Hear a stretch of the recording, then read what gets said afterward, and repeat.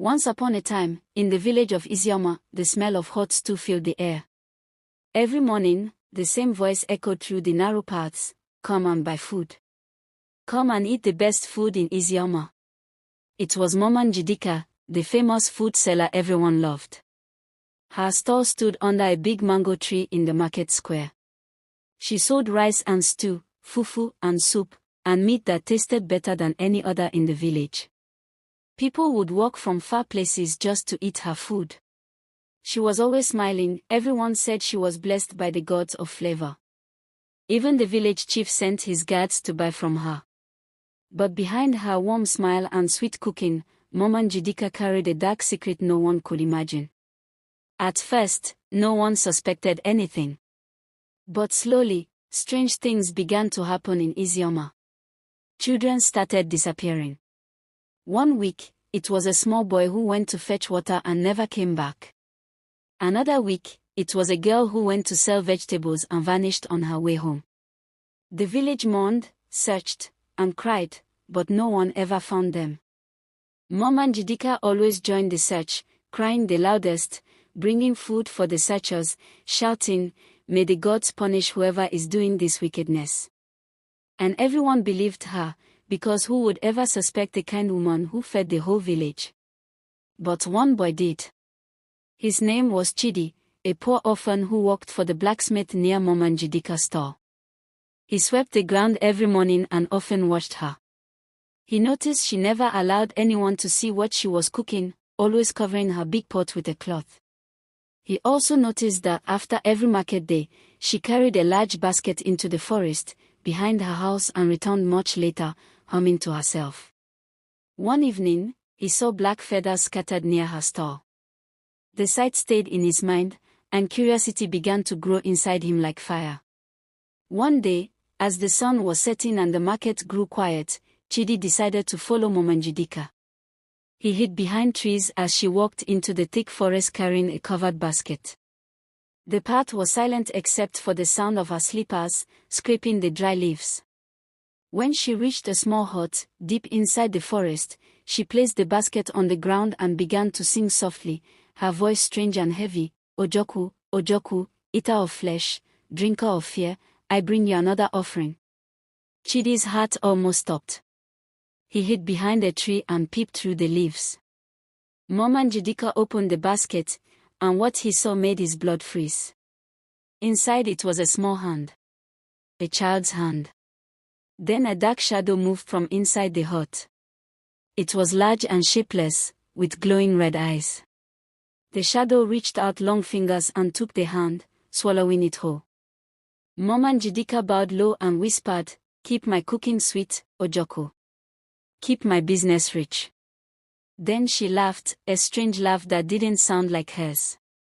Chidi ran back to the village as fast as he could, trembling and gasping for breath. The next morning, he went to the chief's palace and fell on his knees. "Chief, Mama Njideka is serving the children to the spirits," he cried. The chief's face turned dark. "You foolish boy," he said. "How can you say such a terrible thing about a woman who feeds us all?" He ordered Chidi to be beaten and warned him never to lie again.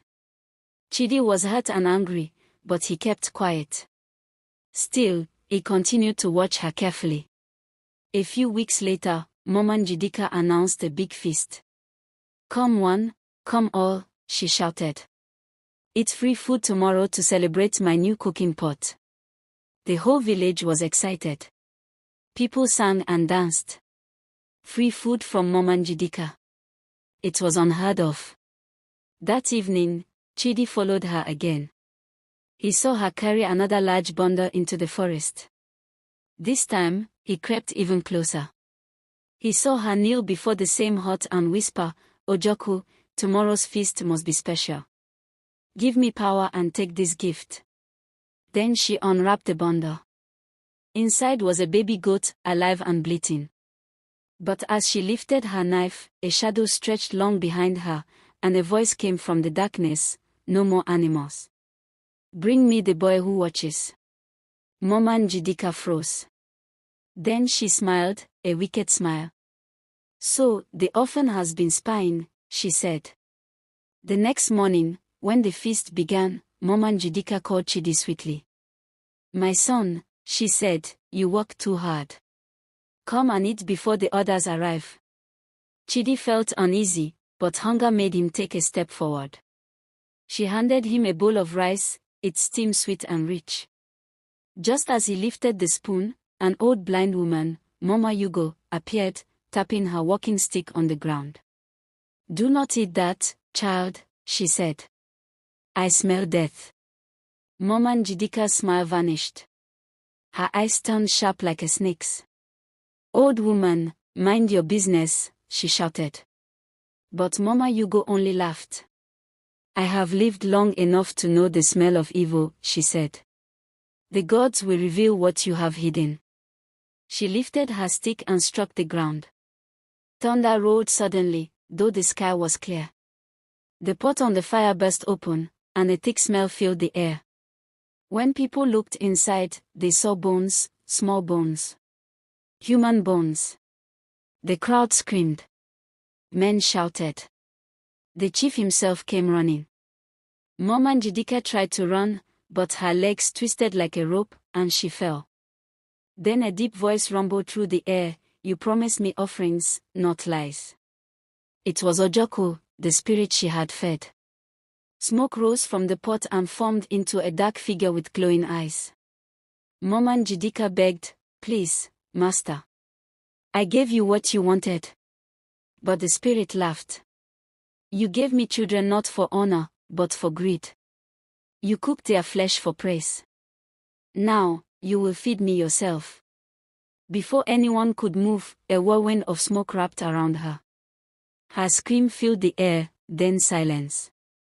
When the wind cleared, she was gone. Only her head tie remained on the ground, turned to ashes. The elders performed cleansing rites for 7 days to purify the village. The forest hut was burned down, and in its place, they built a small shrine as a warning to anyone who sought power through evil. The chief called Chidi to the palace and apologized, giving him a new home and making him the village messenger. The old woman, Mama Yugo, smiled and said, "Thank you, my child. You have saved Eziama." From that day, no one in Eziama ate food they did not see, cooked in front of them.